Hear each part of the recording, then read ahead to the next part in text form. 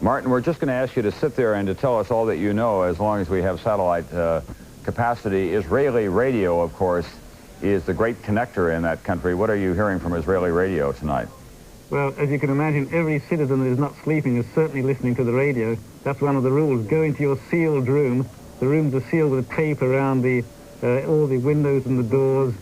There's a special sprays or tape to block up the keyholes and any kind of cracks in the wall. So people will be inside their sealed rooms listening to instructions on the radio. And the radio is making one very, very important point. Don't leave the room. Don't go down to the basement to the bomb shelter that every modern Israeli building has, which is proof against conventional bombs. They're saying stay high as you can, because chemical gas is heavy. It'll go down to the ground level. The higher you are, the better you are.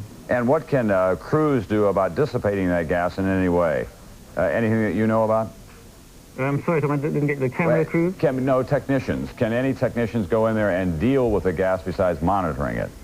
They can. Well, no, you just have to wait for it to spread, and different gases take different times. It's not clear, as I said before, it's not clear what kind of gas it is. Mostly, the most common form of gases dissipate in about 45 minutes. Some take 2 or 3 days. All right, Martin Fletcher will tell you as well that the Belgian radio is quoting tonight the Iraqi ambassador to Belgium as saying the attack on Israel is coming, the decision has been taken, the timing, of course, is a secret, but then he went on to say it will be a very long war, that Iraq deliberately made very little response to the early Allied attacks for strategic reasons. Obviously, it wanted to hang back, maybe even create some false security so that it could launch these attacks tonight on Israel. And you'll recall last night, Martin, the Israeli officials were very impressed with what appeared to be the efficiency of the Allied attacks on Iraqi military targets. But then earlier today, you did hear that this attack may be coming. That's right. It shows you rather how gullible one can be in the face of an apparent success. But as I reported on nightly news earlier, military intelligence officials told NBC News that if Saddam Hussein was going to attack, they expected tonight would be the night. That's what we said earlier. If they're going to attack tonight, and that's what happened. So Israeli intelligence was expecting it. All right, they were expecting it, but did they put out any kind of a special warning, or were they worried about panicking the people? No, they didn't have to put on a special warning, Tom, because they already did it yesterday. The entire country is in a state of national emergency. That means no one's leaving the house.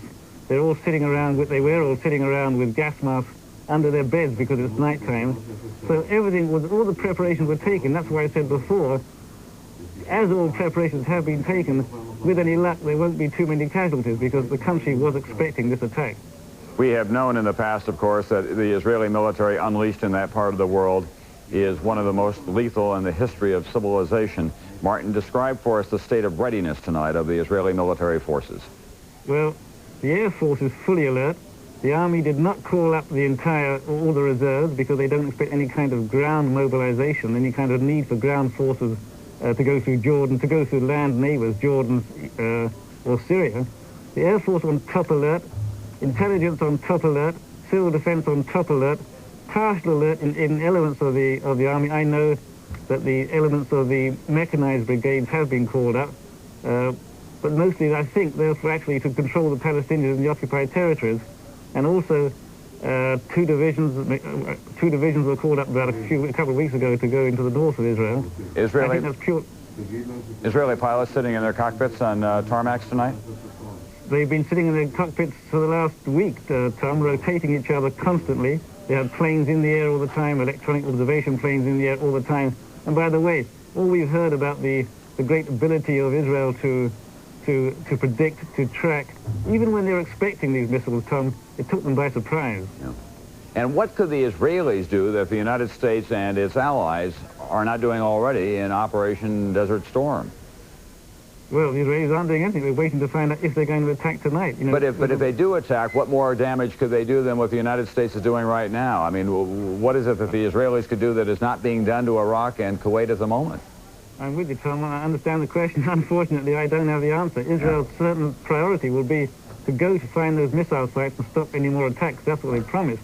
Then it becomes a matter of, will Israel join the war against Iraq? Will Israel feel the need to punish Iraq for the attack? Or will Israel be happy enough just to make sure there is no further attack? Personally, I believe that with the government Israel has, Yitzhak Shamir, Ariel Sharon. It is a right-wing government. It is the most right-wing government Israel's ever had.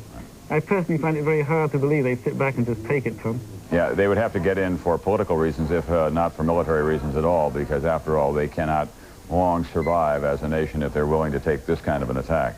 That's right. My guess is, given the gravity of this attack, Martin, I think that it's fair to say whether it were a Labor government or a Likud government, that there would be a response, and it would have to become immediately.